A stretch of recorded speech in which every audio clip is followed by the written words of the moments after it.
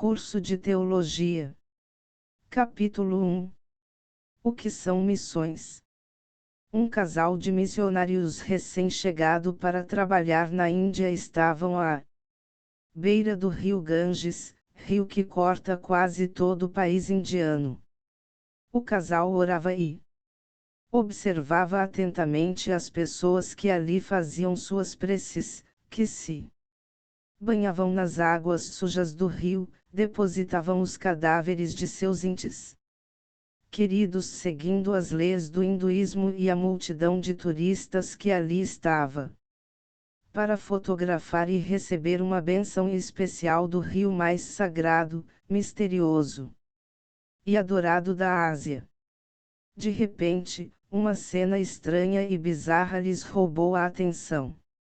Uma mulher que descia em direção ao rio, com passos firmes e rápidos, segurava em seus braços uma criança imóvel e indefesa. Aquela mulher, ao aproximar-se da margem do rio, desenrolou a criança que estava se mexendo lentamente e a lançou com toda a força nas correntezas do Ganges. Tudo foi muito rápido, estranho e inesperado. As águas barrentas do rio engoliram ferozmente a pobre criança indefesa, que não teve nem tempo de dar o último suspiro.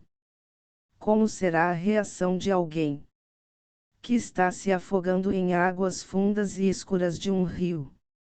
E como se sente uma criança de colo que se afoga sem ter o direito de chorar?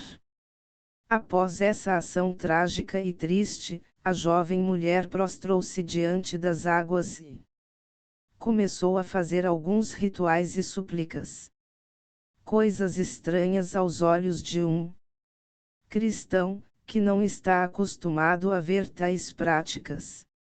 O casal de missionários, perplexo, resolveu se aproximar da jovem mulher para abordá-la, fazer-lhe algumas perguntas e, quem sabe, ajudá-la a mudar de vida. Quem era aquela criança? Perguntou o casal. Era meu filho, respondeu firmemente a jovem mulher. Cenas como essa estão se repetindo diariamente no mundo. Pessoas que vivem debaixo do jugo do diabo e clamam pelo Evangelho. Pessoas que precisam apenas de alguém que vá até elas para lhes falar do amor de Deus. Pessoas que não sabem para onde ir, que necessitam de ajuda espiritual e ser alcançadas pela graça de Deus através da sua igreja. Quando pensamos em missões, pesa sobre nós uma grande responsabilidade e privilégio de sermos co-participantes com Cristo na ação redentora da humanidade. Privilégio tal, que nem os anjos poderiam desfrutar, pois foi conferido apenas aos embaixadores de Cristo na terra. Você e eu. Hoje, fala-se muito sobre missões no Brasil. Usamos até jargões que dizem: missões está no coração de Deus, ou, Deus tinha um único filho e fez dele um missionário. Quem sabe esse outro que diz: pede-me e te darei as nações por herança, ou ainda, o versículo mais usado nas conferências missionárias, que nos exorta dizendo: mas recebereis poder, ao descer sobre vós o Espírito Santo, e ser-me-eis testemunhas, tanto em Jerusalém, como em toda a Judéia e Samaria, e até os confins da terra. Atos 1, 8. A primeira parte do versículo é fácil de ser explanada. Quem não gostaria de ser cheio do Espírito Santo? Quem não gosta de poder? Mas, espere um pouco antes de você almejar ser cheio do Espírito. O restante do versículo é banhado de compromisso e muita responsabilidade. Será que estamos dispostos a obedecer ao chamado de Jesus? Transmitir esse poder como testemunhas vivas, aos que ainda não o conhecem. Alguns até obedecem e focalizam apenas Jerusalém. Outros vão até a Judéia e Samaria. Mas quem se arrisca a ir até os confins da terra? A verdade é que, omitimos-nos quando temos que assumir a responsabilidade de orar, alcançar as nações, ou enviar um missionário a um povo, nos confins da terra, que está distante do nosso arraial. É mais cômodo trabalhar num lugar onde vemos os resultados imediatos, que poderão ser trazidos para nossa igreja. Até deturpamos a palavra de Jesus dizendo que devemos alcançar primeiramente a nossa Jerusalém, cidade onde moramos, depois ir para Samaria, até chegar nos confins. Se você observar nas entrelinhas do versículo acima proferido por Jesus, notará que o Senhor não nos ensinou assim, e a palavra não pode ser traduzida pela metade, o chamado é integral. Ele disse que a nossa responsabilidade de alcançar Jerusalém é a mesma que temos para atingir os confins da terra. Por isso ele usou os termos tanto como, que quer dizer que o trabalho deve ser desenvolvido simultaneamente. Isto é, tanto no bairro onde eu moro, como nas montanhas geladas do Tibete. Tanto em Contagem, cidade onde moro, como nas aldeias indígenas. Tanto em Minas Gerais, estado onde eu moro, como na Arábia Saudita. Tanto no Brasil, país onde eu moro, como na América, África, Europa, Ásia, Oceania, ou em qualquer outro lugar do mundo onde existem pessoas que precisam ouvir sobre as boas novas de salvação. A responsabilidade é a mesma e esta foi dada à igreja. O trabalho deve ser feito ao mesmo tempo. A igreja foi chamada para evangelizar, ser luz e sal neste mundo tenebroso. Quando perde ou não vive essa visão, não tem motivo para existir, pois o fim das coisas que fazemos na terra, não deve ser a nossa própria glória, mas sim a glória de Deus. Isso só pode ser alcançado quando nos envolvemos na obra de reconciliação da humanidade com Cristo, que veio para salvar o que se havia perdido. Entendemos, então, que missões é mais do que realizarmos uma conferência missionária uma vez por ano em nossas igrejas. É saber que existe uma grande massa de pessoas que precisa ser evangelizada, que precisa ser discipulada, e este envolvimento deve ser sempre, o ano inteiro. Missões é se envolver de corpo e alma no maior projeto de vida estabelecido pelo próprio Senhor Jesus Cristo. É ter a consciência que Deus nos chamou para esse projeto tão espetacular e a sua palavra nos garante esse chamado. Vejamos abaixo o que a Bíblia nos diz sobre missões e o nosso envolvimento com o alcance mundial. 1. Somos chamados para sairmos pelo mundo e pregarmos o Evangelho. E disse-lhes: Ide por todo o mundo, e pregai o Evangelho a toda criatura. Marcos 16, 15. As boas novas do Evangelho foram deixadas na terra por Jesus, para toda a raça humana. Por isso, devemos ir por todo o mundo, e não apenas para algumas regiões. O id é imperativo e não opcional. Este é o nosso chamado. Como corpo de Cristo, é a nossa responsabilidade ir e pregar o Evangelho. 2. O Senhor nos capacita e nos dá poder para realizarmos a obra missionária. E eis que sobre vós envio a promessa de meu Pai, ficai porém, na cidade, até que do alto sejais revestidos de poder. Lucas 24, 49. E estes sinais acompanharão aos que crerem, em meu nome expulsarão demônios, falarão novas línguas, pegarão em serpentes, e se beberem alguma coisa mortífera, não lhes fará dano algum, e porão as mãos sobre os enfermos, e estes serão curados. Marcos 16, 17, 18.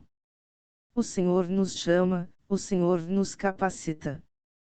Ele quer que façamos a obra missionária com um coração cheio de amor pelas almas perdidas e cheios do seu poder, para podermos impactar aqueles que estaremos evangelizando. Só podemos fazer assim quando somos cheios do Espírito Santo. Se não for assim, faremos apenas um mero trabalho evangelístico. Para vermos grandes resultados e termos uma boa colheita para o reino de Deus, é necessário o trabalho do nosso ajudador, o Espírito Santo. 3. Somos chamados para discipularmos as nações. Portanto, ide, fazei discípulos de todas as nações, batizando-os em nome do Pai, e do Filho, e do Espírito Santo, ensinando-os a observar todas as coisas que eu vos tenho mandado, e eis que eu estou convosco todos os dias, até a consumação dos séculos. Mateus 28, 19,20. O Evangelho é completo. Quando alcançamos as pessoas para Jesus, temos a obrigação de ajudá-las, isto é, discipulando-as, ensinando-as, ajudando-as a guardar a palavra de Deus e treinando-as para que possam continuar a jornada passo a passo com Jesus, pois mesmo diante das perseguições e tribulações, estarão arraigadas e fundamentadas na palavra de Deus. Para isso acontecer, é necessário tempo e disposição do discipulador. Tempo esse que será de grande importância para aqueles que estão dando os primeiros passos nos caminhos do Senhor, para aqueles que estão tomando o leite espiritual. 4. O próprio Senhor Jesus Cristo é quem nos envia ao mundo.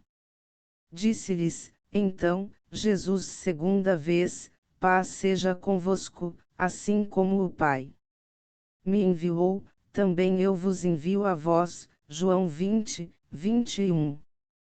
Eis que vos envio como ovelhas ao meio de lobos, portanto, sede prudentes como as serpentes e simples como as pombas. Mateus 10, 16. Não teríamos razão ou motivação para fazermos a obra de Deus, se não fosse debaixo da autoridade de Jesus. O grande segredo está em saber que o próprio Senhor da terra nos envia para anunciar a salvação. A Igreja apenas cumpre o papel de intermediária em missões. Cumpre a responsabilidade de cooperadora com Cristo. Mas o envio é feito pelo Senhor Jesus, e é isto que nos garante a vitória e os resultados do trabalho. 5. Depois de cumprirmos a grande comissão, virá o fim. E este Evangelho do Reino será pregado no mundo inteiro, em testemunho a todas as nações, e então virá o fim. Mateus 24, 14. Sabemos que existe uma grande mobilização missionária entre as agências e Organizações. Nunca houve tanta integração entre os líderes de missões como nos últimos tempos. A urgência é tamanha, a necessidade é agora e o Senhor tem pressa. Por isso, o Espírito de Deus está inquietando muita gente na igreja para fazer missões. Não podemos nos desanimar quando nos deparamos com os gigantes que estão pela frente. Quando olhamos as estatísticas dos povos que ainda precisam ser alcançados, principalmente na janela 10/40. A nossa responsabilidade com estes povos não é de salvá-los, e sim alcançá-los com o Evangelho, de pregar a palavra de Deus para eles. A outra parte é do Espírito Santo, que veio para convencer o homem do pecado, da justiça e do juízo. Se desgastarmos as nossas forças achando que temos de salvar todos, jamais cumpriremos o ID, nunca virá o fim e jamais Jesus voltará. Portanto, não se desanime com os desafios, apenas obedeça a Deus pregando o Evangelho. Por isso que Jesus deixou para dar a comissão aos discípulos nos últimos dias seus aqui na terra, para que essa mensagem missionária jamais saísse dos seus corações, para que fosse maior o amor pelos perdidos e a disposição de evangelizá-los do que o medo de não conseguir cumprir o ID diante da realidade do mundo atual. Capítulo 2. A realidade do mundo atual. Era uma tarde de sábado, quente e tranquila. A rodovia era larga e bem sinalizada. O trânsito fluía normalmente. A paisagem era muito bonita, as montanhas despontavam brilhantemente a cada curva, as nuvens pareciam tímidas, mas seguras. O vento soprava suavemente nas árvores. Lá no fim do horizonte, surgia uma nuvem carregada e escura, parecia que a chuva chegaria e nos alcançaria rapidamente. Estávamos a caminho de Denver, uma cidade americana, situada no estado do Colorado.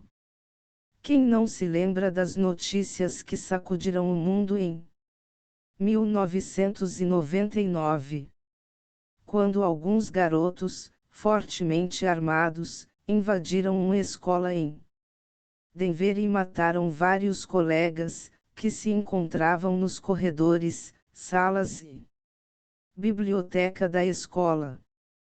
Era justamente para lá que estávamos nos dirigindo, com o intuito de orar naquele colégio e quebrar em intercessão a influência ruim que aquela história causou em vários colégios do Brasil, onde adolescentes começaram a ir para a escola portando uma arma na cintura. As informações que tínhamos sobre o ocorrido eram poucas, mas dava para tocar e quebrantar qualquer coração sensível à real situação do mundo. Sabíamos do sofrimento recente daquela cidade, principalmente dos pais que perderam seus filhos naquela tragédia. A dor ainda era notada nos rostos das poucas pessoas que circulavam pelas ruas, pois o incidente havia acontecido há alguns meses atrás. Ainda, alguns repórteres permaneciam na cidade e faziam a cobertura do ocorrido. Enquanto não chegávamos no local desejado, eu e mais 4 amigos missionários que se encontravam no interior do veículo resolvemos gastar o nosso tempo da viagem orando pelos Estados Unidos, que sempre tem sido vítima ou cúmplice desse tipo de massacre entre os jovens. Depois de um bom tempo de oração pela nação americana, o Glaucio, um missionário brasileiro, casado com uma americana, que morava há mais de 5 anos naquela região em Colorado Springs, resolveu nos contar uma história muito interessante sobre o massacre. Ele já vinha acompanhando o caso de Denver pela imprensa há vários meses. Uma das adolescentes que morreu naquela tragédia era uma cristã recém-convertida. Ela era envolvida com satanismo antes de sua conversão. Seus pais já não sabiam mais o que fazer, pois a menina era muito agressiva e rebelde. Até que um dia uma amiga sua a convidou para participar de um acampamento cristão. Ela aceitou o convite, pensando ser um acampamento qualquer. Mas quando chegou lá se surpreendeu, a sua vida foi totalmente transformada pelo Senhor Jesus Cristo. Ela se converteu ao Evangelho.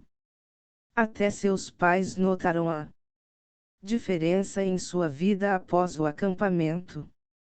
Ela deixou para trás o satanismo e passou a seguir a Cristo. Estava andando em um novo estilo de vida. Ela começou a escrever em um diário a sua nova experiência de vida, declarando que agora era uma nova criatura e que estava muito feliz com Jesus. Que se fosse necessário, morreria por amor ao Evangelho. No dia do massacre, essa garota se encontrava na biblioteca da escola lendo um livro. Os garotos que invadiram o colégio, segundo informações da cidade, faziam parte de uma seita satânica pela internet. E o objetivo deles ao invadir o colégio era matar os negros, judeus e evangélicos. Eles conseguiram realizar alguns assassinatos ali. No final 13 pessoas morreram, inclusive eles próprios se suicidaram após o massacre. Dos 13 mortos, 8 eram cristãos. Em meio ao tumulto e correria diante dos tiros que eram dados para todo lado, a garota recém-convertida permanecia na biblioteca tranquila e lendo o seu livro. Parecia que a gritaria e tumulto lá fora não despertava o seu interesse em sair e ver o que estava acontecendo. Até que um dos garotos armado entrou apressadamente na biblioteca. Muitos alunos já estavam escondidos atrás dos livros e carteiras e observavam medrosa e atentamente o que aconteceria naquele momento. Pois era o confronto da luz com as trevas. Garota, você ama a Deus? Perguntou brutalmente o jovem adolescente, endemoninhado.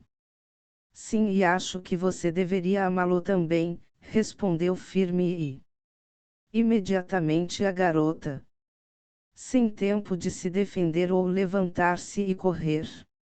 Enquanto respondia surpreendentemente àquela pergunta, com uma arma apontada para sua cabeça, a menina não teve tempo de mais nada. O tiro foi certeiro e fatal. O garoto a acertou na cabeça e depois se suicidou com um outro tiro maligno no peito. Os alunos que ali se encontravam presenciaram toda a cena. Ficaram impressionados com a coragem daquela jovem. O assunto se espalhou pela cidade. As pessoas comentavam sobre a garota que amava a Deus e que não teve medo de entregar a sua própria vida para não negar o Evangelho. A imprensa resolveu dar uma maior ênfase sobre a vida dessa menina. O Resultado foi impressionante. Mais de 1.000 pessoas vieram para as igrejas de Denver e aceitaram a Cristo, por causa do testemunho daquela corajosa e destemida adolescente. Essa é a realidade do mundo atual. Por um lado, o diabo tenta acabar com a raça humana, promovendo tragédias, guerras, acidentes, massacres, genocídios e outras formas malignas de destruição, usando pessoas que parecem ser comuns. Mas Deus entra na história e transforma uma situação de tristeza em alegria, para que seu nome seja glorificado. Hoje o mundo se encontra em densas trevas. Meninos que são jogados nos rios sagrados, adolescentes que matam seus colegas, filhos que são desprezados e deserdados por mudar de religião, bombas que explodem, aviões e muitas tragédias que acontecem à nossa volta. A realidade é que o mundo clama pela justiça, pelo amor, pela palavra de Deus. A responsabilidade é nossa, é da igreja que foi chamada para mudar essa situação. Não podemos fechar os olhos e fingir que nada está acontecendo. Pelo contrário, devemos mantê-los bem abertos para detectarmos os lugares mais carentes e vazios da palavra Deus para podermos nos mobilizar e alcançá-los com o Evangelho. Precisamos entender que, para fazermos missões, não existem fronteiras que possam nos impedir de cumprirmos o ID de Jesus. Na realidade, a maior fronteira que precisa ser quebrada é do nosso coração, e essa fronteira atrapalha muito o desempenho da obra. Segue-se abaixo algumas informações sobre o mundo atual. Essas informações servirão como um ponto de partida para você que está começando a se envolver com missões. Creio também que poderá lhe ajudar a ter uma visão maior do reino de Deus, que não está limitado àquilo que vemos e sentimos. A visão de Deus é universal. Para entendê-la melhor é necessário conhecer a necessidade do mundo, pois Jesus veio para salvar o que se havia perdido. Então, o que está perdido e o que precisa ser encontrado? O que precisamos fazer para mudar esse triste quadro? Que quadro? O mundo atual. Pense reflexivamente sobre isso. A janela 10/40. Creio que a busca de recursos e estratégias para alcançar os países da janela 10/40 seja um dos assuntos mais abordados pelas igrejas, agências missionárias e organizações que se interessam em fazer parte da grande comissão. Chamamos essa região de janela 10/40, porque está localizada entre os paralelos 10/40 do globo terrestre, um espaço comparado a uma janela retangular, que se estende desde o oeste da África até o leste da Ásia. Os países dessa região são considerados o cinturão da resistência, ou seja, um número expressivo de povos não alcançados pelo Evangelho.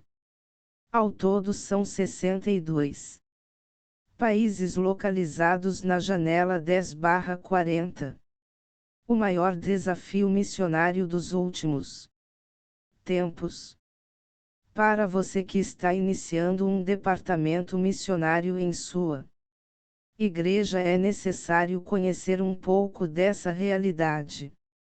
É justamente nessa região onde acontece o maior número de guerras e tragédias no mundo. Lá também, está o maior índice de analfabetismo e mortalidade infantil.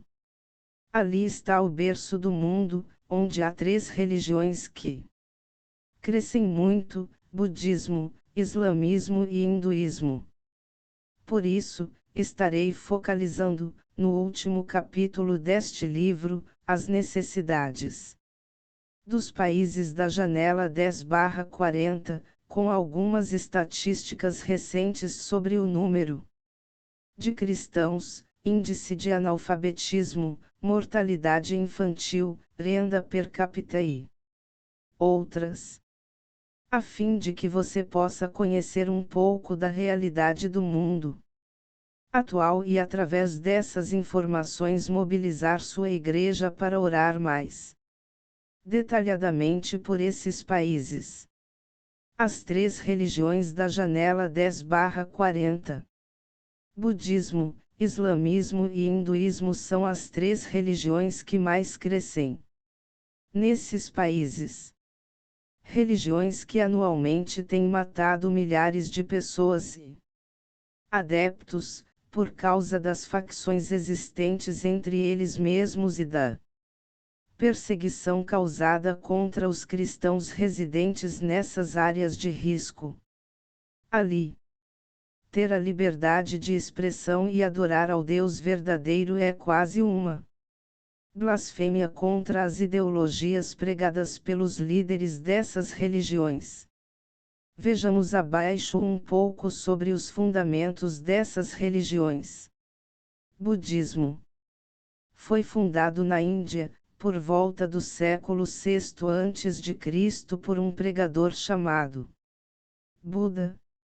Em várias épocas, o budismo tem sido a força religiosa, cultural e social dominante na maior parte da Ásia, especialmente na Índia, na China, no Japão, na Coreia, no Vietnã e no Tibete. Em cada região, o budismo combinou-se com elementos de outras religiões, como o hinduísmo e o shintoísmo. Atualmente, o budismo tem cerca de 613 milhões de adeptos no mundo. A maior parte deles vive em Sri Lanka, nas nações do interior do sudeste da Ásia e no Japão. As crenças do budismo. Todos os budistas têm fé em 1. Buda. 2. Em seus ensinamentos, chamados de Dharma. 3. Na comunidade religiosa que ele fundou, chamada Sangha. Os budistas chamam Buda, Dharma e Sangha de os 3 refúgios ou as 3 joias. Buda nasceu por volta de 563 a.C. no sul do Nepal. Seu nome verdadeiro era Siddhartha Gautama.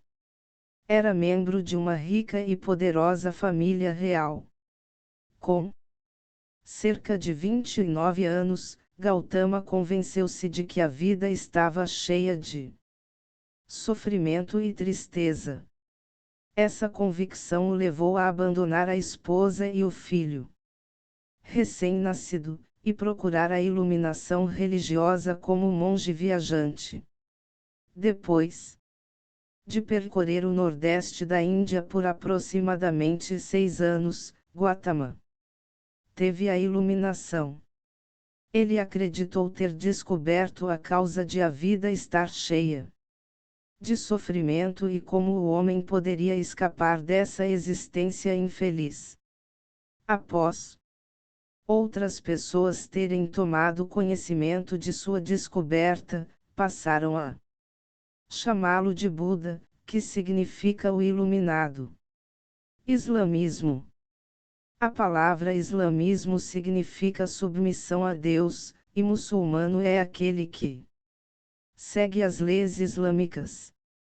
A revelação do islamismo foi dada a Maomé, que é reverenciado pelos muçulmanos como o maior profeta.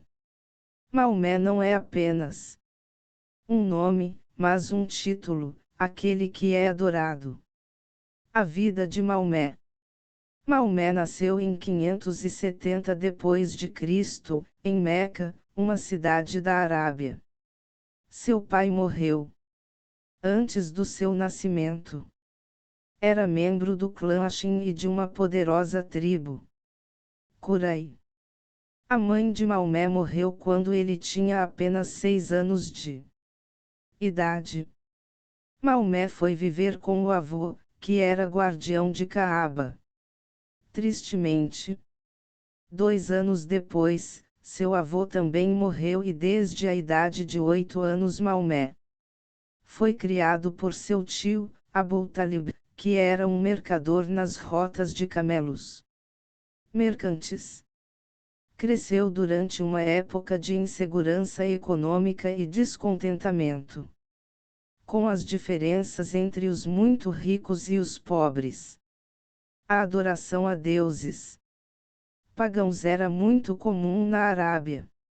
Estima-se que existiam cerca de 360 deuses a serem aplacados, com mais de 124.000 profetas conhecidos. Consta nos arquivos da história muçulmana que, desde menino, Maomé detestava a adoração aos ídolos e que levava uma vida moral pura.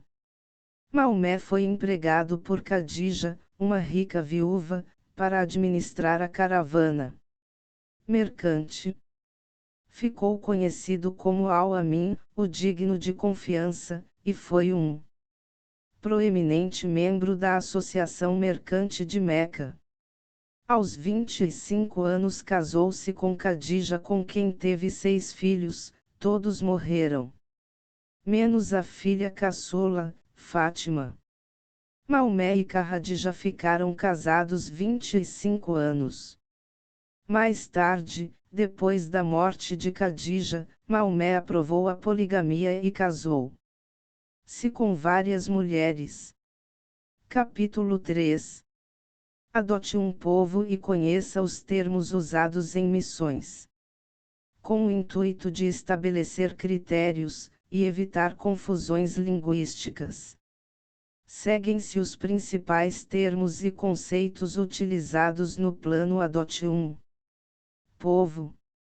Tê-los em mente, nos ajudará a compreender melhor a magnitude da tarefa e o processo natural que implica em adotar um povo. Que eles, os que jamais ouviram de nosso glorioso Senhor Jesus Cristo e seu amor redentor, possam conhecê-lo e fazer parte de sua família espiritual. Como ver nosso mundo e nossa tarefa. Mundo A.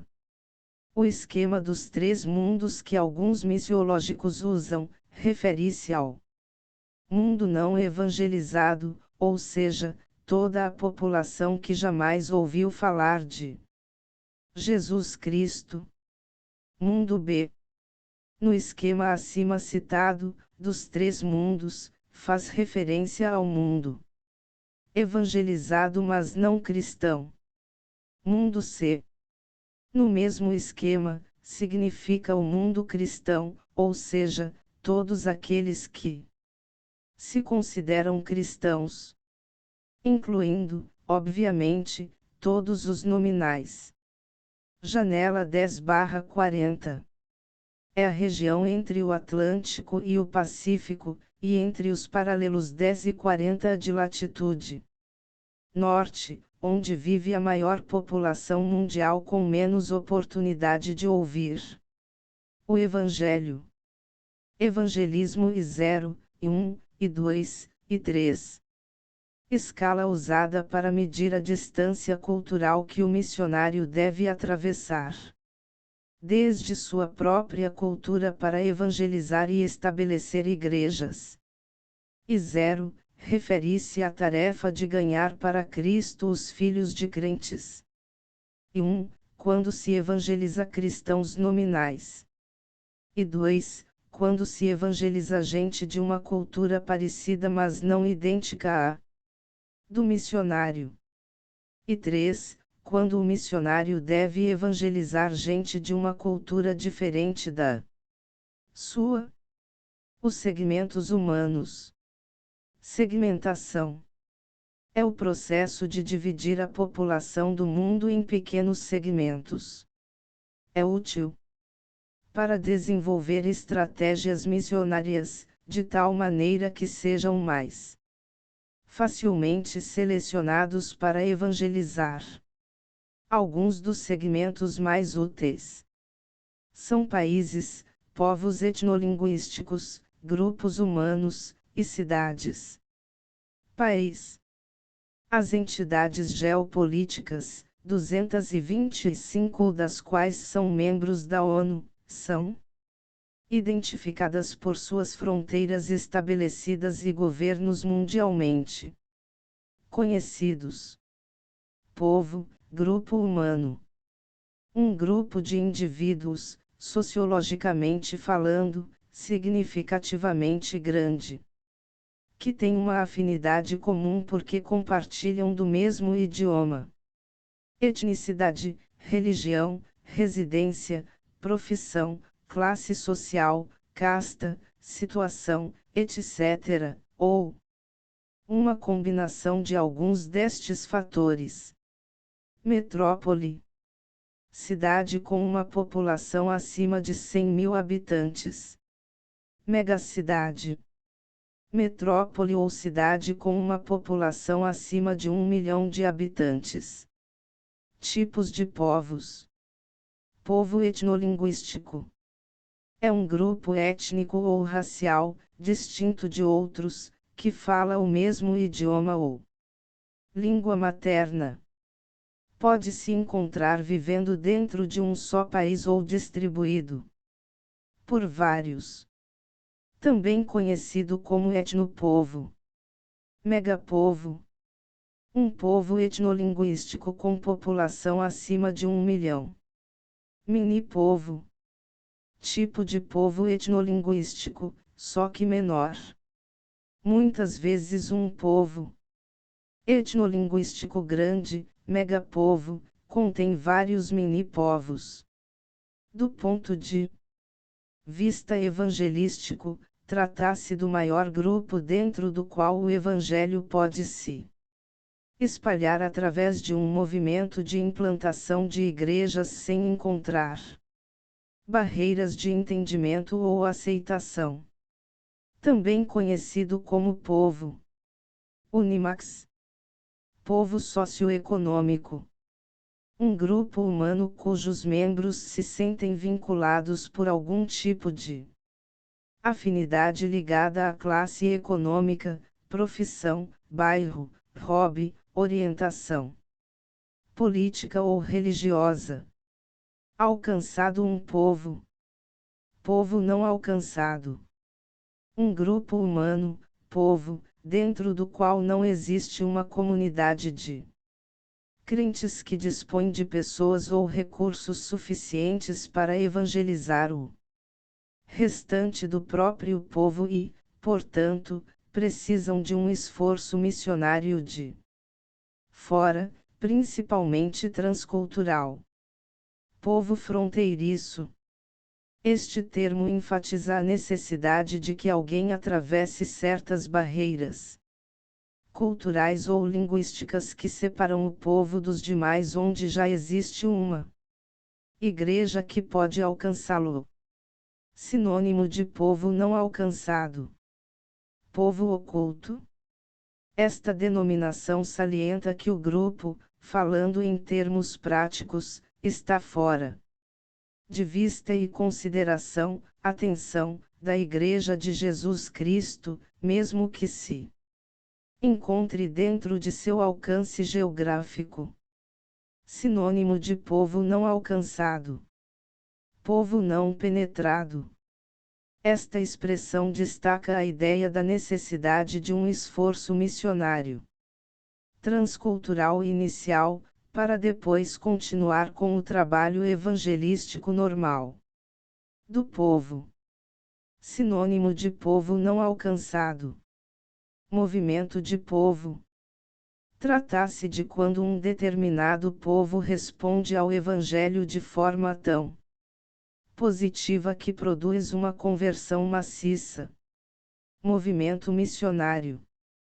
Quando uma igreja, implantada num campo missionário, transformar-se numa força que envia missionários transculturais para levar o evangelho a outros povos não alcançados. Tipos de países e missionários. País de acesso restrito, limitado ou criativo. País cujo governo limita, por razões políticas ou religiosas, a entrada de missionários estrangeiros que desejam se radicar nele. Frequentemente, tal acesso se limita devido a cotas reduzidas para vistos missionários, ou prazos de permanência cada vez mais curtos. País fechado. País cujo governo fechou as portas para a entrada de missionários, negando-lhes vistos de permanência. Missionário bivocacional, fazedor de tendas. Missionário com uma profissão dupla, servindo como profissional em um país de acesso restrito ou fechado, e realizando, ao mesmo tempo, um ministério evangelístico de tempo parcial. Missionário não residente. Missionário que está servindo em algum país de acesso restrito ou fechado, e que por isso se vê impossibilitado de residir ali. Desenvolve seu trabalho a partir de um país próximo, visitando frequentemente o país-alvo e realizando seu ministério de forma itinerante. Etapas para se adotar um povo. Normalmente, para levar o evangelho a um povo virgem e implantar uma igreja autóctone dentro dele, leva um período relativamente longo, provavelmente vários anos. Para nossa mentalidade latina, acostumada com o improviso e querendo ver resultados quase imediatos, convém compreender bem que, tratando-se de missões pioneiras e povos não alcançados, não poderemos esperar frutos tão rápidos como os que temos aqui. Segue-se um esboço das etapas que naturalmente seguem o processo de adotar um povo, esclarecendo, assim, as fases pelas quais teremos que passar para atingir um povo não alcançado. Etapa 1. Alguém informa que um determinado povo existe e ainda não foi alcançado. Etapa 2. Comprova-se, através de fontes confiáveis, que, de fato, trata-se de um povo que precisa ser alcançado. Etapa 3. Realizar-se uma pesquisa levantando dados precisos que possam ajudar a entender melhor o povo e até mesmo estabelecer uma estratégia para alcançá-lo. Etapa 4. Uma denominação, igreja ou agência missionária resolve iniciar um esforço missionário para alcançá-lo com o Evangelho. Etapa 5. Uma igreja ou um grupo de igrejas, associação, junta, ou agência missionária assume o compromisso de enviar missionários para alcançar, com o Evangelho, o povo selecionado. Etapa 6. Iniciação. Os missionários chegam ao povo adotado e iniciam seu trabalho missionário transcultural, pregando o Evangelho e implantando igrejas autóctones. Etapa 7. Alcançando. O povo conta com uma igreja autóctone com crentes e recursos suficientes para alcançar o restante do próprio povo, sem necessidade, ou com pouca necessidade, de ajuda externa. Vários. Agência missionária. Qualquer organização, pequena ou grande, seja uma junta de missões de uma denominação, uma agência interdenominacional, um conselho, comitê comissão, missionário de várias igrejas de diversas denominações, etc.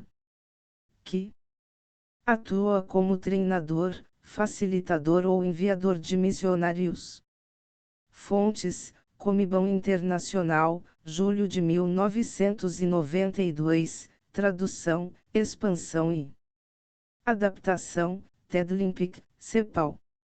Há uma grande necessidade de termos uma igreja treinada e informada sobre as últimas fronteiras missionárias.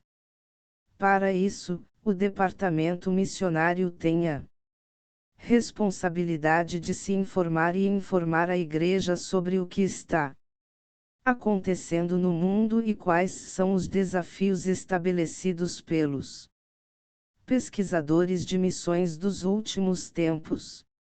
É indispensável o conhecimento atual do mundo, pois só conhecendo as necessidades é que podemos nos mobilizar para adotar os povos. Idade, possui uma dignidade intrínseca, razão pela qual deve ser respeitada e servida, e não explorada. Quanto a isso, também, externamos o nosso arrependimento por nossa negligência por termos, às vezes, considerado a evangelização e a ação social como mutuamente incompatíveis.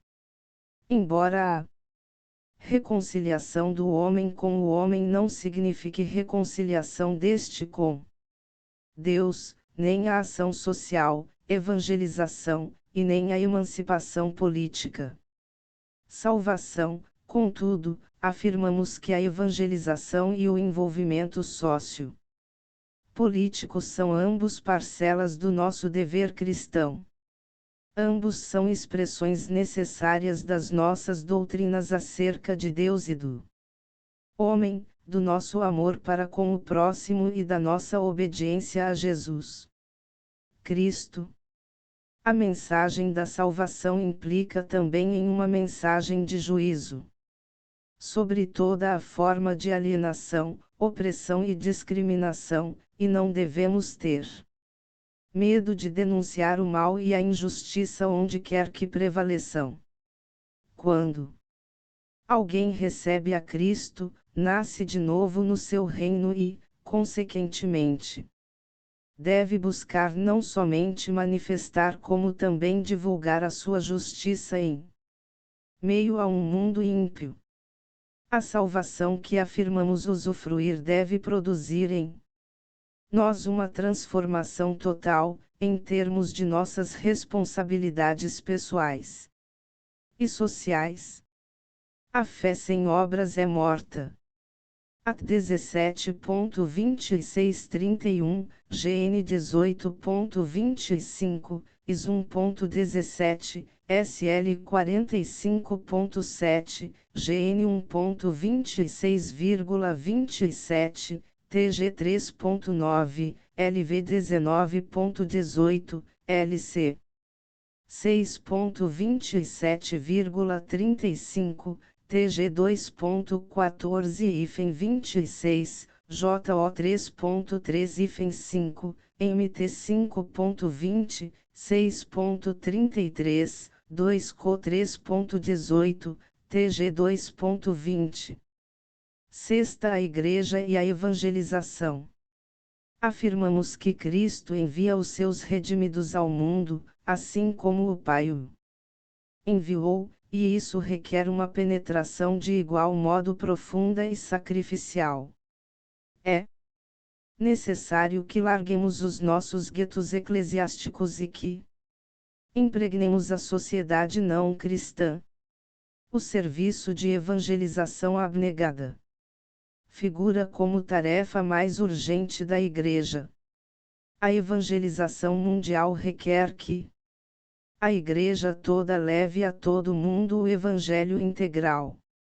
A Igreja ocupa o ponto central do propósito divino para com o mundo e é o instrumento escolhido por Deus para a divulgação do Evangelho.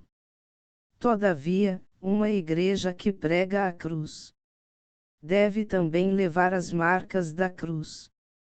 A Igreja torna-se pedra de tropeço para a evangelização quando ela trai o Evangelho ou quando lhe falta a fé viva em Deus, o amor genuíno pelas almas, ou quando deixa de ser escrupulosamente honesta em todas as coisas, inclusive nas áreas de promoção e finanças.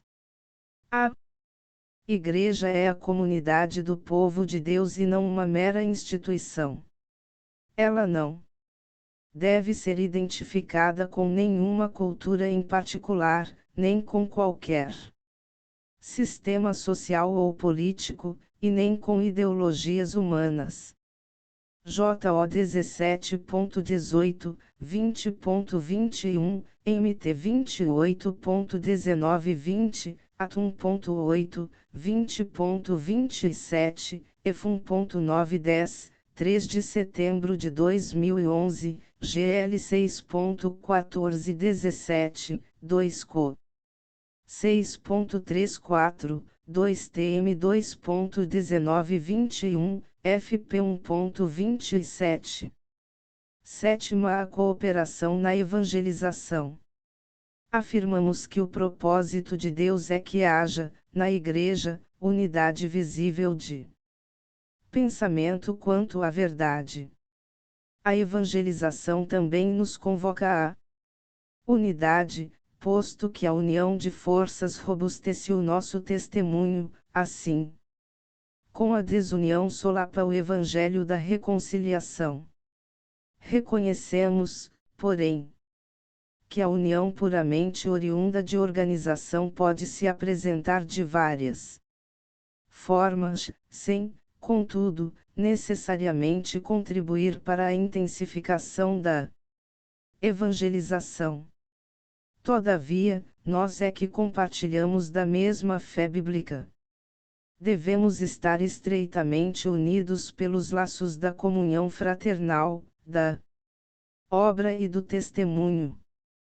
Confessamos que o nosso testemunho, às vezes, tem sido desvirtuado pelo individualismo culposo e pela desnecessária duplicação de esforços. Dispomos-nos a buscar uma união mais profunda em torno da verdade, do culto a Deus, da profunda fé em torno da verdade, do culto a Deus, da santidade e da nossa missão. Recomendamos encarecidamente que se estabeleça uma cooperação regional e funcional para melhor implemento da missão da Igreja, para cuidar de planejamento estratégico, para encorajamento mútuo e para compartilhar recursos e experiências. JO 17.21,23, F4 3,4, JO 13.35, FP 1.27, JO 17 de novembro de 2023. Sétima, esforço conjugado de igrejas na evangelização. Regozijamo-nos com o advento de uma nova era de missões. O papel proeminente das missões ocidentais está rapidamente declinando. Deus está levantando, de entre as igrejas, jovens novos, e grandes recursos para a evangelização do mundo, demonstrando de modo evidente que a responsabilidade da evangelização cabe a todo o corpo de Cristo. Todas as igrejas devem, portanto, estar perguntando a Deus e a si mesmas o que devem fazer para evangelizar a sua área e para enviar missionários a outras partes do mundo. Deve ser permanente o processo de reavaliação da nossa responsabilidade missionária e do papel que devemos desempenhar. Dessa forma haverá um crescente esforço conjugado da parte das igrejas, que revelará com maior clareza a natureza universal da Igreja de Cristo. Agradecemos a Deus pelas instituições ora empenhadas na tradução da Bíblia, na educação teológica, na comunicação em massa, na literatura evangélica, na evangelização, nas missões, na renovação da Igreja em outros campos especializados. Também elas devem praticar uma autocrítica contínua, visando avaliar a eficácia de seus esforços no cumprimento da missão da Igreja. RM 1.8, FP 1.5, AT 13.13, 1TS 1.6 e 8. Nona, a urgência da obra missionária. Mais de 2 bilhões e 700 milhões de seres humanos, número que representa cerca de 2/3 da humanidade, ainda não foram evangelizados. Sentimos-nos envergonhados da nossa negligência para com tanta gente, continua sendo uma reprimenda para nós e para toda a Igreja. No momento, todavia, em muitas partes do mundo, uma receptividade sem precedentes para com o Senhor Jesus Cristo. Estamos convictos de que esta é a hora de as igrejas e outras instituições orarem fervorosamente pela salvação do povo não evangelizado e de lançarem novos programas visando a evangelização total do mundo. Uma redução do número de missionários estrangeiros e de verba para o trabalho missionário num país evangelizado pode, às vezes, ser necessária para ensejar o crescimento da Igreja Nacional na área da autoconfiança e, ao mesmo tempo, para transferir recursos para regiões não evangelizadas. Deve haver um fluxo cada vez mais livre de missionários entre todos os continentes, num espírito de abnegação e prontidão em servir. O alvo deve ser o de conseguir, por todos os meios possíveis e no menor espaço de tempo, que toda pessoa tenha oportunidade de ouvir, de compreender e de receber as boas novas.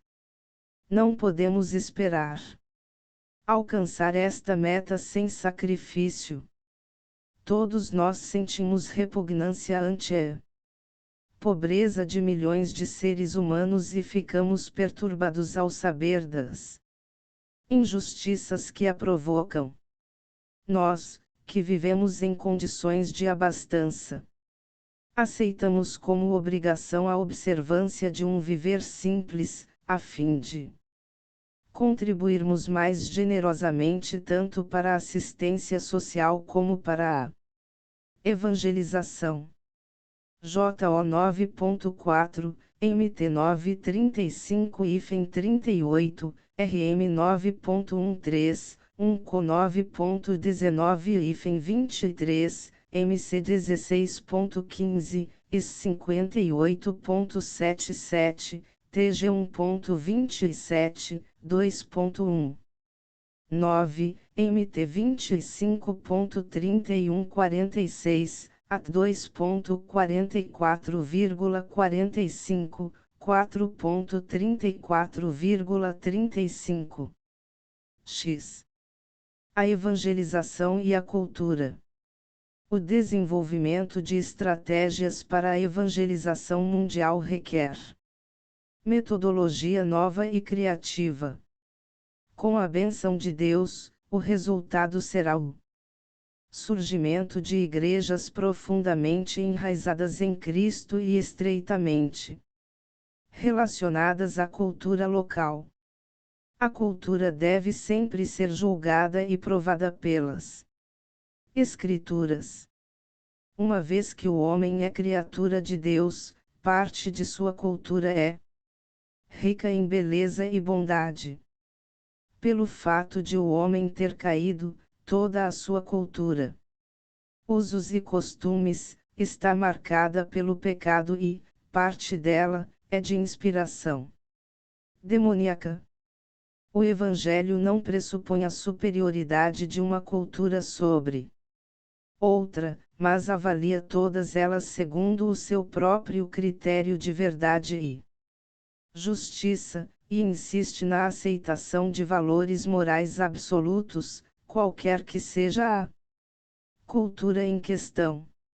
As organizações missionárias, muitas vezes, têm exportado, juntamente com o Evangelho, a cultura de seu país de origem, e tem acontecido de igrejas ficarem submissas aos ditames de uma determinada cultura, em vez de às Escrituras. Os evangelistas de Cristo devem, humildemente, procurar esvaziar-se de tudo, exceto de sua autenticidade pessoal, a fim de se tornarem servos dos outros. As igrejas devem se empenhar em enriquecer e transformar a cultura local, tudo para a glória de Deus. MC 7.8913, GN 4.2122, 1Co9.19-23, FP 2.5-7, 2Co4.5. 11. A educação e a liderança. Confessamos que, às vezes, temos nos empenhado em conseguir o crescimento numérico da Igreja em detrimento do espiritual, divorciando a evangelização do trabalho pastoral. Também reconhecemos que algumas das nossas missões têm sido muito remissas em treinar e incentivar os líderes nacionais a assumir as justas responsabilidades.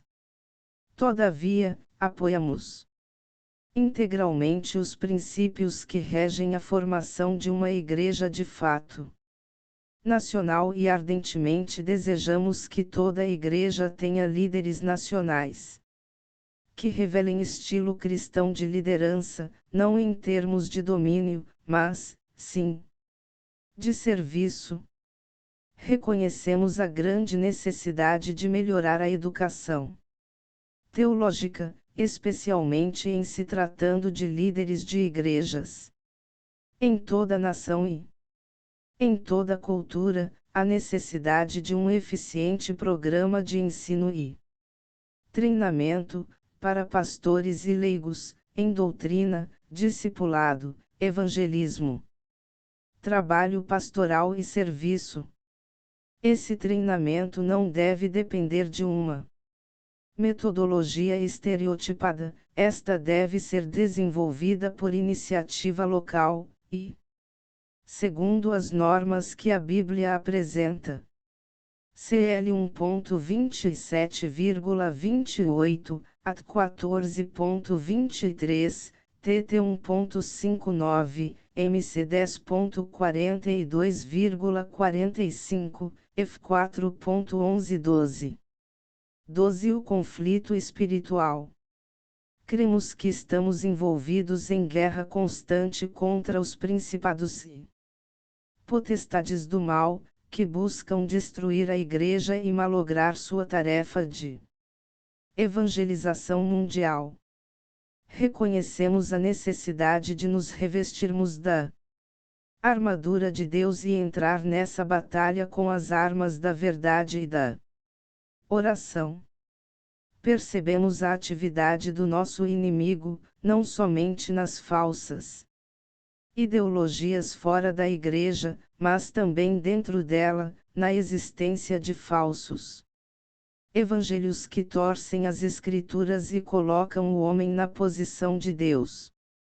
A situação demanda vigilância e discernimento para salvaguardar o Evangelho genuíno. Reconhecemos que nós mesmos não estamos imunes ao mundanismo, quer de pensamento ou de ação, isto é, não somos imunes ao perigo de capitularmos ao secularismo. Por exemplo, embora tendo à nossa disposição pesquisas bem preparadas, valiosas, sobre o crescimento da Igreja, tanto no sentido numérico como espiritual, às vezes não as temos utilizado. Por outro lado, por vezes tem acontecido que, na ânsia de conseguir um aumento de números, temos comprometido a mensagem, manipulando os nossos ouvintes pelo uso de técnicas de pressão, e ficado excessivamente preocupados com as estatísticas, ou até mesmo as utilizado desonestamente. Tudo isso é mundanismo. A igreja precisa estar no mundo, mas o mundo não pode estar na igreja. F6.12, 2Co4.3, F6.11, 13-18, 2Co10.3 hífen 5, 1Jo2.18 hífen 26, 4.13, GL1.6 hífen 9, 2. Co2.17, 4.2, JO17.15. 13 Liberdade e perseguição.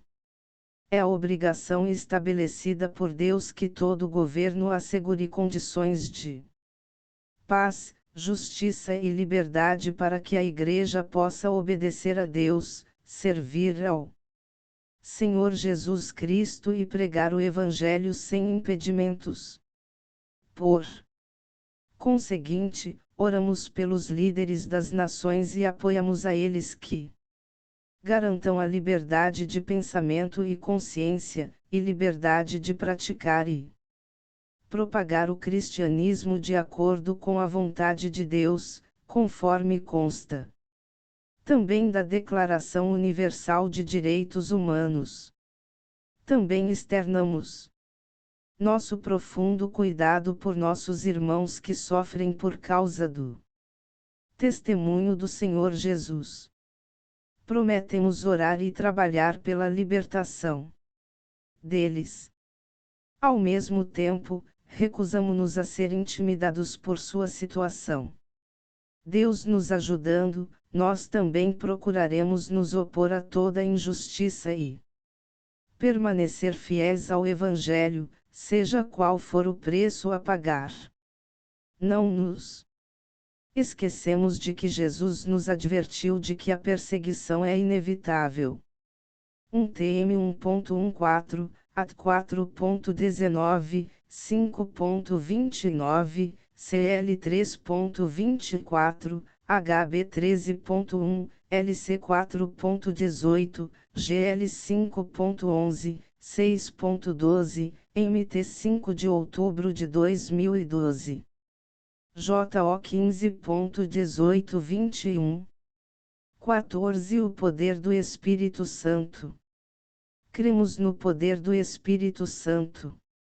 O Pai enviou seu Espírito para dar testemunho do seu Filho, sem esse testemunho, o nosso seria em vão.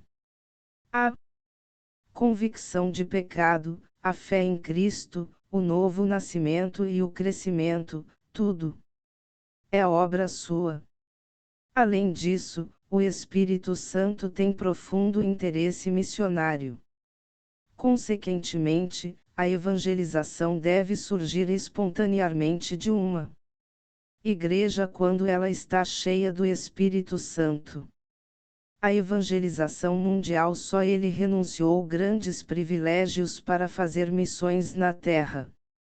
Tende em vós aquele sentimento que houve também em Cristo Jesus, o qual, subsistindo em forma de Deus, não considerou o ser igual a Deus coisa a que se devia aferrar, mas esvaziou-se a si mesmo, tomando a forma de servo, tornando-se semelhante aos homens, e, achado na forma de homem, humilhou-se a si mesmo, tornando-se obediente até a morte, e morte de cruz.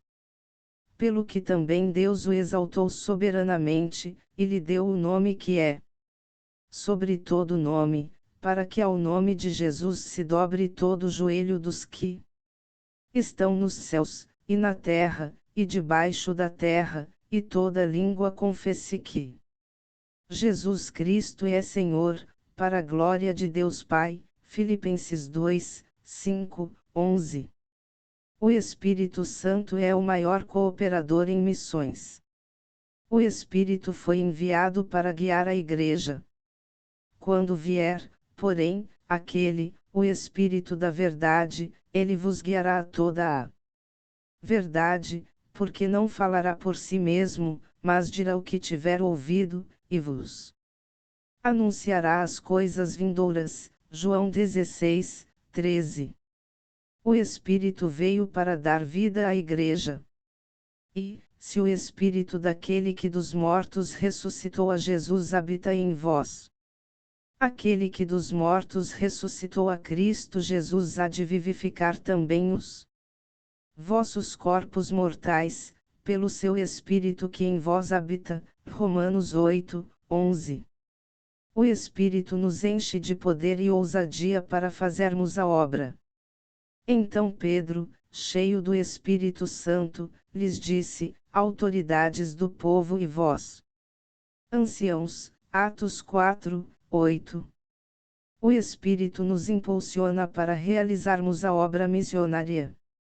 Porque não ousarei falar de coisa alguma senão daquilo que Cristo por meu intermédio tem feito, para a obediência da parte dos gentios, por palavra e por obras, pelo poder de sinais e prodígios, no poder do Espírito Santo, de modo que desde Jerusalém e arredores, até a Ilíria, tenho divulgado o Evangelho de Cristo. Romanos 15, 18, 19.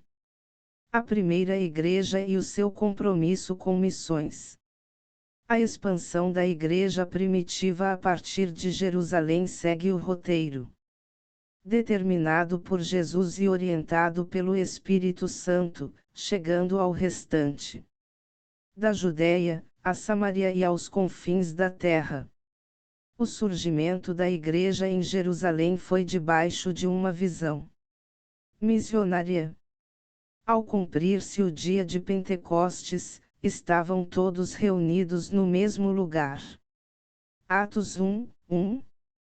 E com muitas outras palavras dava testemunho, e os exortava, dizendo: salvai-vos desta geração perversa. De sorte que foram batizados os que receberam a sua palavra, e naquele dia agregaram-se quase 3.000 almas, e perseveravam na doutrina dos apóstolos e na comunhão, no partir do pão e nas orações. Em cada alma havia temor, e muitos prodígios e sinais eram feitos pelos apóstolos. Atos 2, 40, 43. A igreja é perseguida para assumir a visão e receber uma consciência missionária. Naquele dia levantou-se grande perseguição contra a igreja que estava em Jerusalém, e todos exceto os apóstolos, foram dispersos pelas regiões da Judéia e da Samaria. Atos 8, 1. O Evangelho chega a Samaria. No entanto, os que foram dispersos iam por toda parte, anunciando a palavra. E descendo Filipe à cidade de Samaria, pregava-lhes a Cristo. Atos 8, 4-5. A expansão do Evangelho para outras partes do mundo. Aqueles, pois, que foram dispersos pela tribulação suscitada por causa de Estevão, passaram até a Fenícia, Chipre e Antioquia, não anunciando a ninguém a palavra, senão somente aos judeus. Havia, porém, entre eles alguns ciprios e cirenenses, os quais, entrando em Antioquia, falaram também aos gregos, anunciando o Senhor Jesus. E a mão do Senhor era com eles, e grande número creu e se converteu ao Senhor. Atos 11, 19, 21. A prioridade ministerial da Igreja: alcançar os não alcançados. Deste modo esforçando-me por anunciar o Evangelho, não onde Cristo houvera sido nomeado, para não edificar sobre fundamento alheio, antes. Como está escrito, aqueles a quem não foi anunciado, o verão, e os que não ouviram, entenderão. Pelo que também muitas vezes tenho sido impedido de ir ter convosco, mas agora, não tendo mais o que me detenha nestas regiões, e tendo já há muitos anos grande desejo de ir visitar-vos, Romanos 15, 20, 23. Compreender as 4 categorias da Igreja missionária é a mesma coisa que saber qual a função de um guarda de trânsito, qual a responsabilidade de um professor na sala de aula, qual é o papel de um engenheiro civil em uma obra inacabada e o que faz um embaixador no país designado pelo presidente. Primeira categoria da Igreja missionária: a igreja que vai pregar o Evangelho a toda criatura. Disse-lhe, porém, o Senhor: vai, porque este é para mim um vaso escolhido, para levar o meu nome perante os gentios, e os reis, e os filhos de Israel, pois eu lhe mostrarei quanto lhe cumpre padecer pelo meu nome. Atos 9, 15, 16. Quando falamos em missões, não podemos esquecer do homem que compreendeu claramente a essência do chamado missionário da Igreja. O apóstolo Paulo nos exorta a deixarmos de lado as coisas que não produzem resultados espirituais e nos levantarmos para anunciar as boas novas de salvação. O nosso compromisso como igreja é de sair pelo mundo e pregar o Evangelho. Para isso, Deus nos comissionou e demonstrou essa preocupação através dos mártires do passado que prepararam o caminho com as suas próprias vidas, que foram derramadas em adoração a Deus nas nações para que eu e você estivéssemos aqui hoje. O sangue desses desbravadores produziram sementes que, ao serem jogadas no chão, frutificaram e trouxeram para Deus homens e mulheres de várias partes do mundo. Um dos mais famosos missionários morávios, conhecido como o Eliot do Ocidente, foi David Zeisberger. Desde 1735, ele trabalhou 62 anos entre as tribos Huron e outras, na América.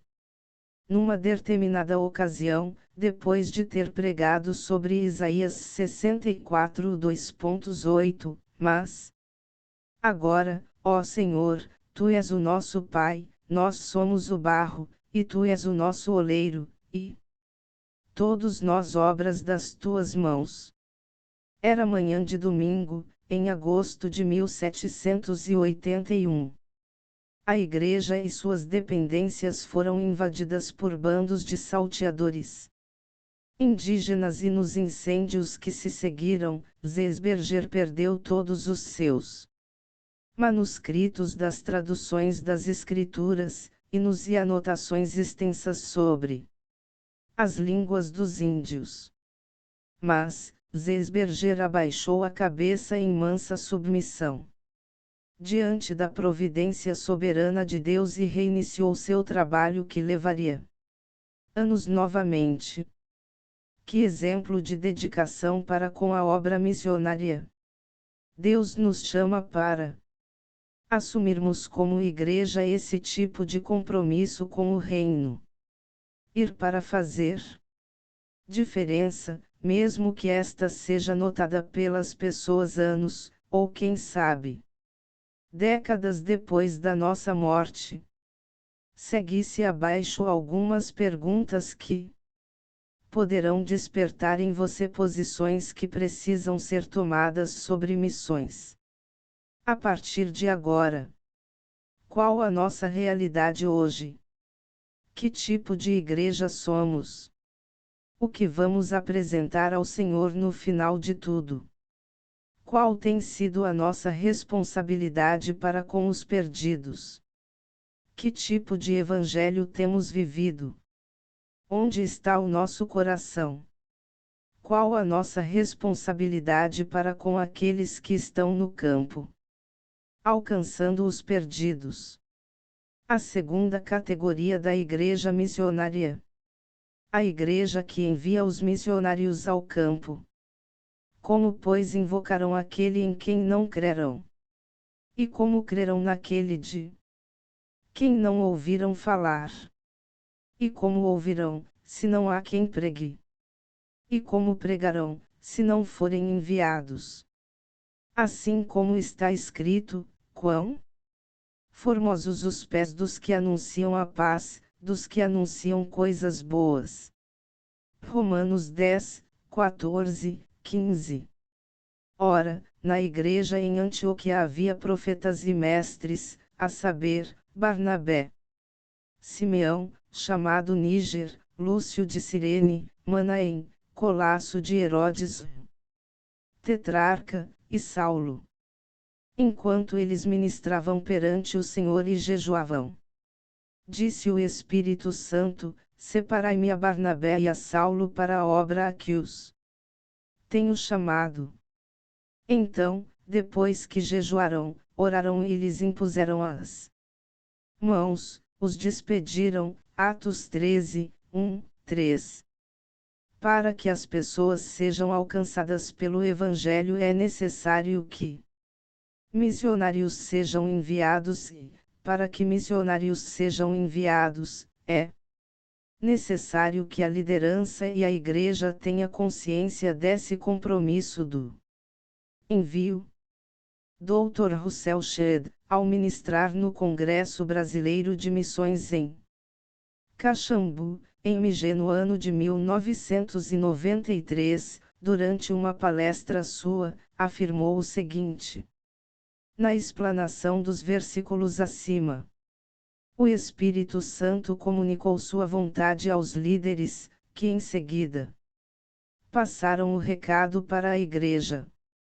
Separai-me agora a Barnabé e a Saulo para a obra que os tenho chamado. No versículo 2, o termo grego proskeklemai, no tempo perfeito, indica que essa não era a primeira vez que Deus transmitiu sua vontade missionária àqueles homens. Sabemos que logo após a conversão de Saulo, foi revelado a Ananias que ele era um instrumento escolhido para levar o meu nome, de Deus, perante os gentios e reis, bem como perante os filhos de Israel. Atos 9, 15. A igreja não se opôs à ordem de Deus nem foi deixada sem liderança, continua Dr. Shedd. Dos 5 líderes pastores, 3 continuariam ministrando em Antioquia. A igreja local não deve ser enfraquecida pelo envio dos melhores obreiros para a seara, mas fortalecida. O texto no versículo 3 declara que, jejuando e orando, e impondo sobre eles as mãos, os despediram. Enviados assim pelo Espírito, viajaram para a ilha de Chipre.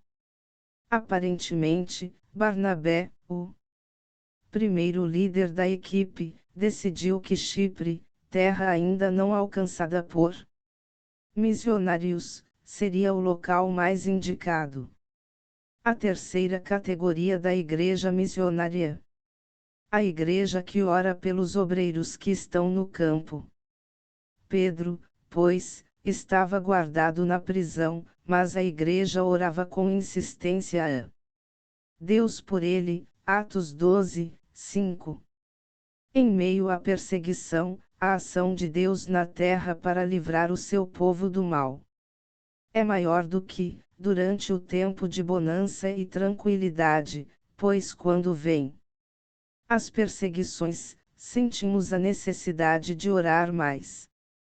Ele apenas espera que A igreja aprenda a orar como convém. Aprenda a amar a oração. Infelizmente, por onde tenho passado, observo que são poucas as pessoas que dão o valor devido à intercessão. Portanto, para conhecermos os resultados surpreendentes da oração em missões, precisamos aprender mais um pouco sobre a oração. Segue-se abaixo 7 pontos importantes que a igreja precisa saber sobre a oração. 1. Deus ouve nossas orações. A ti, ó Deus, confiança e louvor em Sião. E a ti se pagará o voto. Ó tu que escutas a oração, a ti virão todos os homens. Salmos 65, 1, 2.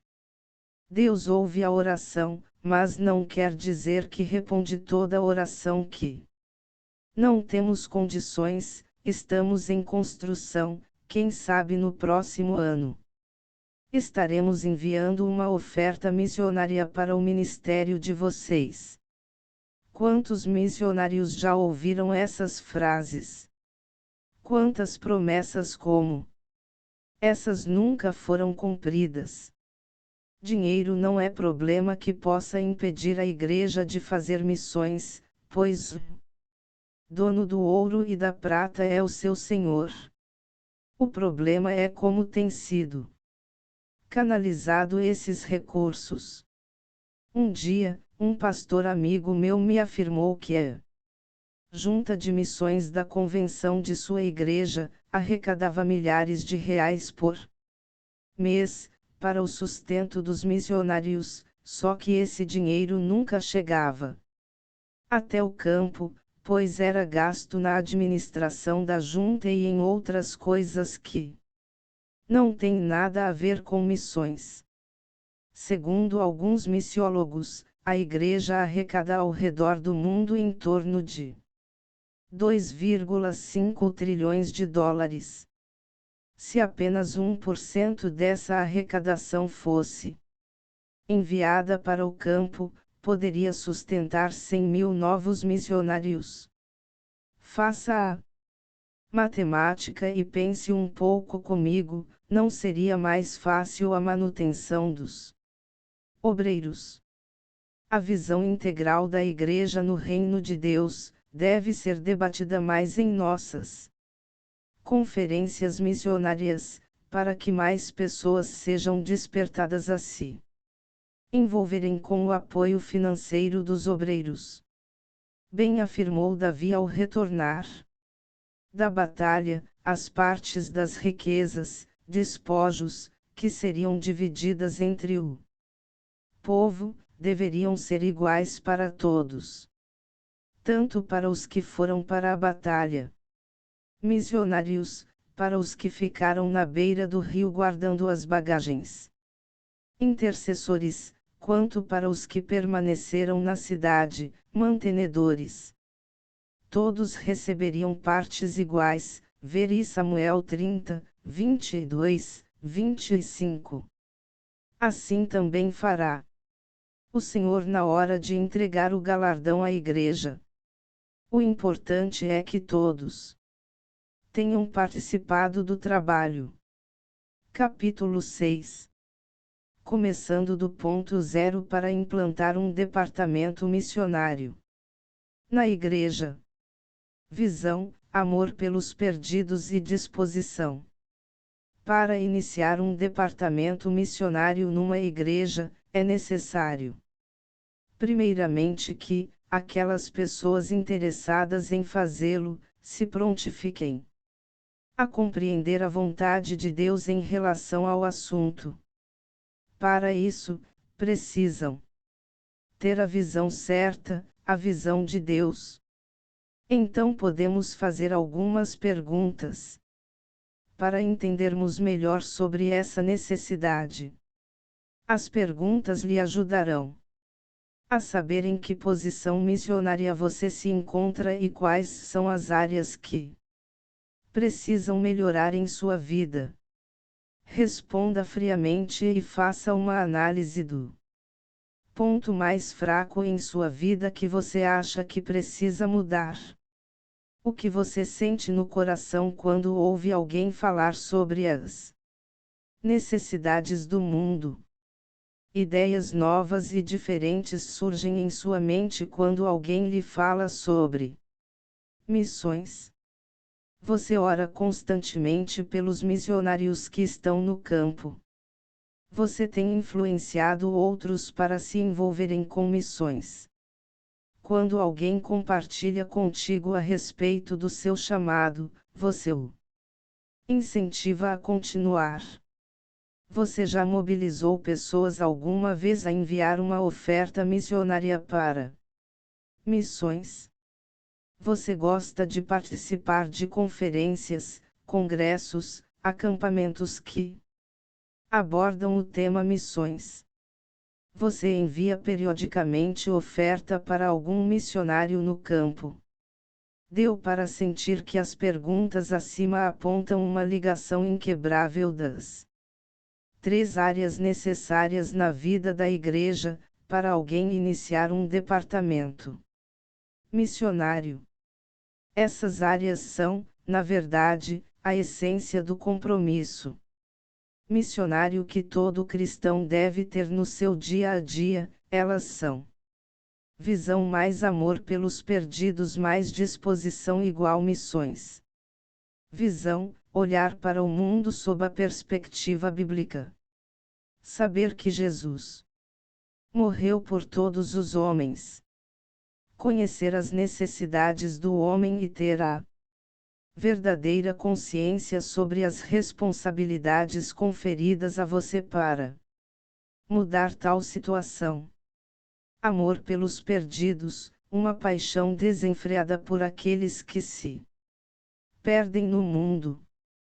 Preocupação autêntica com as pessoas que ainda não foram alcançadas pelo Evangelho. Sofrimento e dor quando houve alguma notícia sobre a situação caótica da raça humana. Sente a responsabilidade de mudar a situação. Disposição, levanta-se para fazer algo concreto em benefício das pessoas. Não mede esforços para trabalhar na casa de Deus. Está sempre alegre em saber que tudo aquilo que é feito para a obra de Deus é bom e satisfatório. Não importa o resultado imediato, o importante é que o nome do Senhor está sendo glorificado. Dispõe-se debaixo de uma vívida e empolgante responsabilidade para mudar a situação. Visão igual conhecer a responsabilidade. Amor pelos perdidos igual sentir a responsabilidade. Disposição igual agir sob a responsabilidade. Visão amor pelos perdidos disposição. São na realidade 3 ferramentas poderosas. Ambas devem estar interligadas no departamento missionário, para que o trabalho seja integral e constante. Por quê? Observemos, numa pequena comparação, o que acontece no demonstrativo. Abaixo, se não existir essa interligação, ou existir apenas 2 pontos interligados para iniciar o departamento. O problema que pode surgir no início, ou processo da implantação do trabalho. Comparação das 3 ferramentas missionárias. Visão amor pelos perdidos igual conhecimento e sentimento momentâneo, sem ação prática. O trabalho nunca é iniciado, pois está baseado apenas nas informações recebidas na igreja.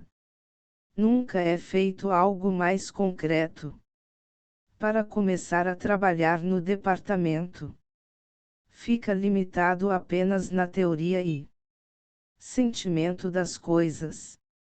Visão disposição igual conhecimento e trabalho, sem motivação e sentimento. corre o risco de fazer a obra por fazer, sem a direção de Deus. Ao invés de fluir no reino e influenciar a igreja, pode surgir um grande elefante branco para ser administrado e o objetivo não ser realizado, fazer missões. Amor pelos perdidos, disposição igual sentimento e trabalho, sem conhecimento da causa e o preparo necessário para envolver outros no departamento. O trabalho é desenvolvido pela emoção e depende basicamente das coisas que estão acontecendo na igreja.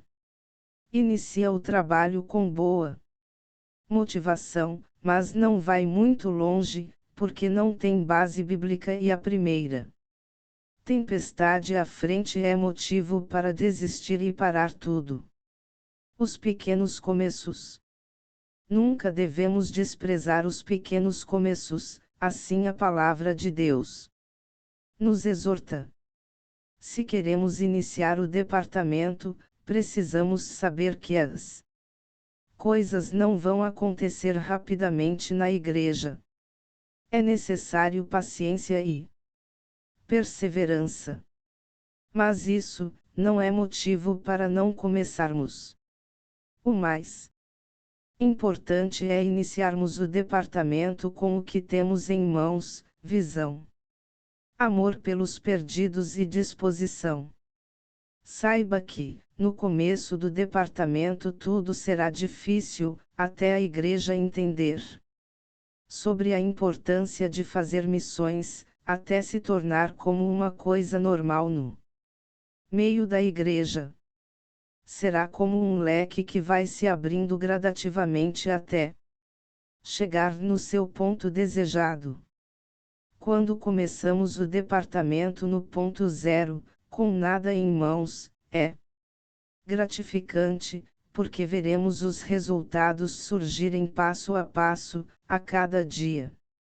Seremos co-participantes com Cristo nos resultados. Não podemos esquecer que no início de tudo devemos estabelecer alvos. Mesmo que, como brasileiros, não estejamos muito acostumados a projetar as coisas, geralmente agimos na emoção, precisamos nos disciplinar e estabelecer alvos. Pois assim vamos saber se o departamento está fluindo ou não e o que pode ser melhorado no curso do trabalho. Por exemplo, quantos missionários a igreja pretende sustentar mensalmente até o final de 2 anos? Quantos pretende treinar e mandar para o campo? Quantos mantenedores serão mobilizados na igreja? Quantos intercessores estarão envolvidos no trabalho? Para isso, é necessário haver alvos, pois o Senhor vai honrar os alvos. Os mesmos são uma prática organizada da fé, onde os resultados são colhidos palpavelmente. Não estabeleça os alvos apenas pela necessidade do campo. Pergunte a Deus, em oração, quais são os alvos missionários que Ele tem para a sua igreja. Com certeza, Ele vai dar a direção certa. Mas os alvos são indispensáveis no departamento missionário. Conheço uma igreja no interior da Bahia que sustenta mais de 180 missionários no campo. Por quê? Porque um dia eles estabeleceram alvos, descobrindo na igreja as pessoas certas para o departamento. Deve haver orações para pedir a orientação do Senhor e sob a direção do Conselho da Igreja na escolha dos membros do departamento missionário. Portanto, tais pessoas devem possuir qualidades específicas, tais como ser membro ativo da igreja, serem cheios do Espírito Santo, vida de oração, visão missionária, devem ser contribuintes fiéis, dízimo e oferta. Desejo de crescer no conhecimento das atividades missionárias, que poderá ser desenvolvidos através de treinamentos específicos, leitura de boas literaturas sobre o assunto missionário e participar sempre que possível de eventos com enfoque missionário, debaixo da autoridade e bênção do pastor. Bom seria se toda a iniciativa de começar um departamento missionário na igreja partisse do pastor, porque ficaria mais fácil a mobilização de outras pessoas no trabalho. Nem sempre acontece assim, talvez porque o pastor já esteja envolvido com muitas atividades na igreja e não tem mais tempo para assumir outro desafio. Ele geralmente passa a responsabilidade para um irmão de sua inteira confiança. 8. Crie programas que envolvam as crianças da igreja na visão missionária. Ore a Deus e peça a Ele para ajudá-los nessa estratégia. 9. Como nos dias de hoje com a globalização, temos acesso mais fácil às informações do mundo. Através da internet, podemos colher muitas informações importantes sobre as nações e repassá-las para a igreja. 10. Crie um programa de oração anual por povos não alcançados. Simplifique a visão. As pessoas, quando recebem esse tipo de material, envolvem-se. Basta apenas ter a estratégia correta. Por exemplo, faça um cartão de oração contendo estatísticas recentes sobre esses povos, no último capítulo do livro. Você terá à disposição estatísticas recentes sobre os países da janela 10/40. Para ser usado justamente nesse tipo de programa de oração pelas nações. 11. Faça lembretes relâmpagos na igreja. Como seria isso? Utilize pequenas estatísticas sobre o mundo ou alguma reportagem de revista ou TV, mostrando ao povo a importância de orar pelas nações. 12. Promova uma vez por ano, um evento especial sobre missões. Exemplo: Feira das Nações. Consiga material sobre nações, barracas típicas com comidas diferentes de vários países, roupas típicas e, se possível, faça um dia de exposição missionária. À noite, realize uma grande conferência missionária. Hoje é mais fácil conseguir no Brasil bons preletores envolvidos com a evangelização mundial. Para maior facilidade no departamento, divida-o em projetos. Sugestão de projetos, baseados em nomes retirados da Bíblia. Projeto Antioquia. Ora, na igreja em Antioquia havia profetas e mestres, a saber, Barnabé, Simeão, chamado Níger, Lúcio de Cirene, Manaém, Colasso de Herodes, tetrarca, e Saulo. Enquanto eles ministravam perante o Senhor e jejuavam, disse o Espírito Santo: Separai-me a Barnabé e a Saulo para a obra a que os tenho chamado. Então, depois que jejuaram, oraram e lhes impuseram as mãos, os despediram. Atos 13, 3. Preparar e enviar ao campo irmãos com chamado para a obra missionária. O objetivo desse projeto é incentivar aqueles que são chamados para a obra, dando-lhes ferramentas e preparo necessário para se envolverem com missões. Para isso existem as agências missionárias que treinam e equipam o missionário. Projeto Barnabé. Então José, cognominado pelos apóstolos Barnabé, que quer dizer, filho de consolação, levita, natural de Chipre, possuindo um campo, vendeu-o, trouxe o preço e o depositou aos pés dos apóstolos, Atos 4:36 e 37. Levantar recursos financeiros para enviar aos irmãos que estão nos campos missionários. Cadastrando mantenedores, que são aqueles que sustêm as cordas. Estratégias: distribuir mensalmente envelopes personalizados para cada mantenedor. Manter o controle destas ofertas e enviá-las ao campo. Ter certeza que toda a igreja esteja envolvida nesta visão. Projeto Epafrodito.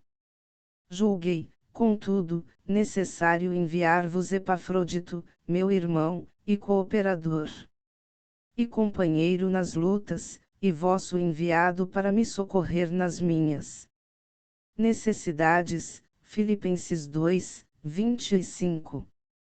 Envolvimento temporário de cooperadores ao campo missionário. Estratégia: participar de impactos evangelísticos no período de férias. Indo ao campo em tempos de férias para adquirir experiência no trabalho. Passar um dia conhecendo locais como agência missionária e casa de recuperação. Projeto Filipense. Não que procure dádivas, mas procuro o fruto que cresça para a vossa conta. Mas tenho tudo, tenho-o até em abundância, cheio estou, depois que recebi de Epafrodito o que da vossa parte me foi enviado, como cheiro suave, como sacrifício aceitável e aprazível a Deus. Filipenses 4:17-18. Recolher objetos de uso pessoal, roupas, calçados e material de higiene. Material escolar para os filhos dos missionários. Medicamentos. Objetivo: sustentar missionários nas suas necessidades básicas. Estratégia: mensalmente, deverão ser distribuídos entre os mantenedores lembretes, indicando qual objeto que deverão trazer. Projeto Muro de Damasco. E logo nas sinagogas pregava a Jesus, que este era o Filho de Deus. Todos os seus ouvintes pasmavam e diziam: não é este o que em Jerusalém perseguia os que invocavam esse nome, e para isso veio aqui, para os levar presos aos principais sacerdotes. Saulo, porém, se fortalecia cada vez mais e confundia os judeus que habitavam em Damasco, provando que Jesus era o Cristo. Decorridos muitos dias, os judeus deliberaram entre si matá-lo. Mas as suas ciladas vieram ao conhecimento de Saulo. E como eles guardavam as portas de dia e de noite para tirar-lhe a vida, os discípulos, tomando-o de noite, desceram-no pelo muro, dentro de um cesto. Atos 9:20-25. Suprir necessidades emergenciais de missionários que se encontrarem em apuros. Às vezes, o obreiro está trabalhando num país que estoura uma guerra civil e precisa ser removido de lá rapidamente.